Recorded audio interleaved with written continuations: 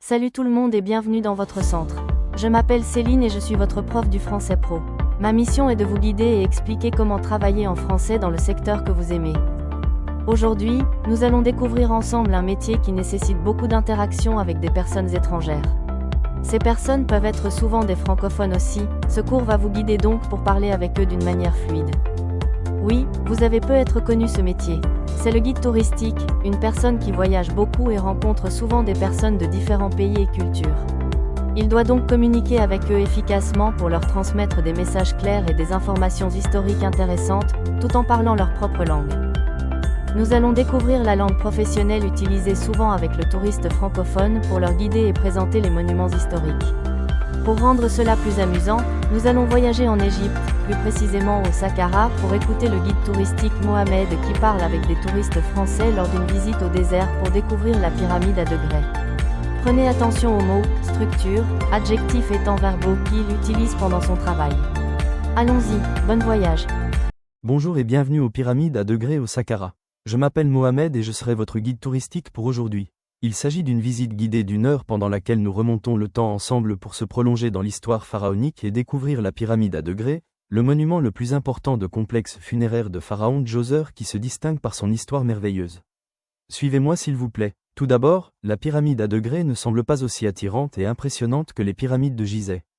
Pourtant, elle est considérée comme l'un des sites archéologiques les plus importants du monde puisqu'elle représente le développement de la construction pyramidale pharaonique.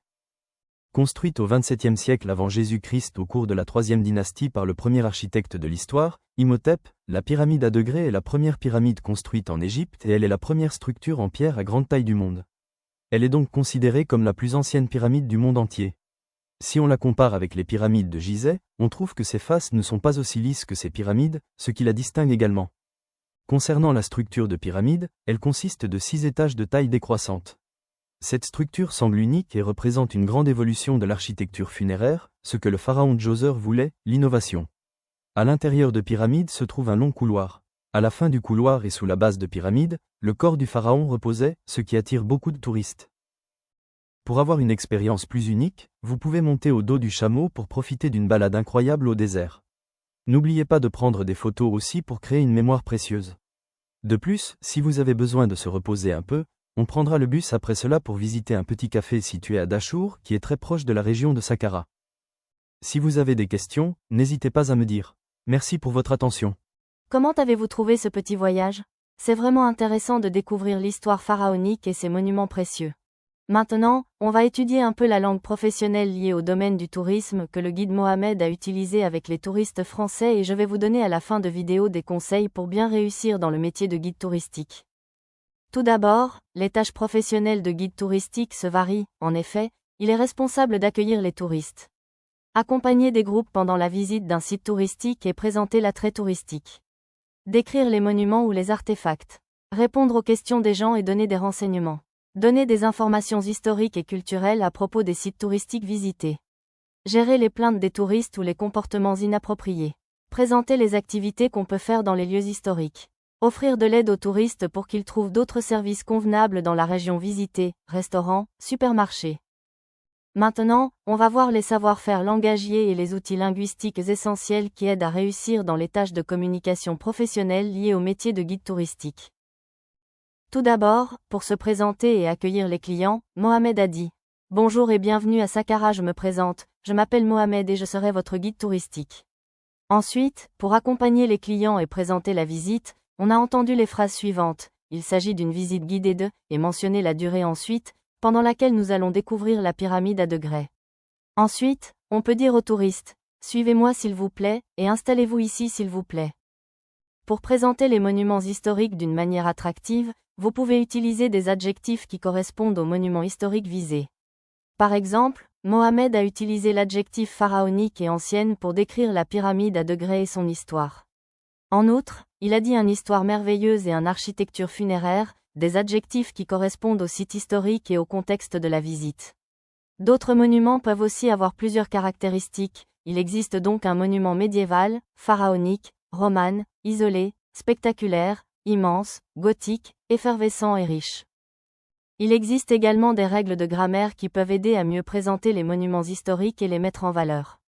Premièrement, l'utilisation de comparatifs et de superlatifs. Par exemple, Mohamed a utilisé le superlatif quand il a dit « c'est la plus ancienne pyramide du monde ». En outre, il a utilisé le comparatif pour dire « la pyramide à degrés ne semble pas aussi impressionnante et attirante que les pyramides de Gizeh », et il a continué ses paroles. Le présent peut être utilisé aussi pour mettre en valeur une action passée. Comme on a entendu la phrase de Mohamed, elle est la première structure en pierre à grande taille du monde. Enfin, l'utilisation de l'imparfait est importante pour décrire une action ou une habitude dans le passé. Par exemple, cela ce que le pharaon Djoser voulait. Le corps du pharaon reposait. Enfin, le guide Mohamed a proposé de faire quelques activités amusantes, comme la prise des photos et la balade au désert au-dessus du chameau. Il a aussi donné des propositions pour aider les touristes à trouver les moyens du confort, quand il a dit que le bus va aller à un café pour prendre un pause. Il n'a pas oublié également de remercier les touristes pour leur attention tout au long de visite.